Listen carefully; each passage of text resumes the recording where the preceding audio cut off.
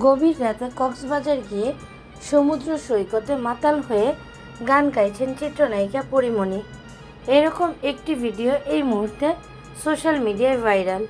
প্রিয় ভিউয়ার্স, এ বিষয়ে বিস্তারিত জানতে ভিডিওটি না টেনে সম্পূর্ণ দেখতে থাকুন। বর্তমানে পরীমণি পহেলা বৈশাখ উপলক্ষে কক্সবাজার বেড়াতে গিয়েছে। মধ্যরাতে মদ্যপান করে সমুদ্র সৈকতে এসে এলোমেলো গান গাইছে এ নায়িকা।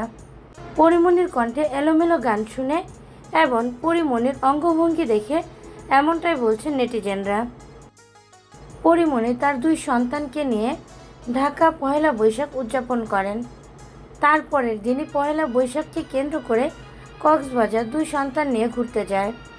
পরীমণি তার পহেলা বৈশাখ তার সন্তানদের সাথে অনেক আনন্দ করে উদযাপন করেছে এবং সেই মুহূর্তগুলো সোশ্যাল মিডিয়ায় ভক্তদের সাথে শেয়ার করেছে এ নায়িকা।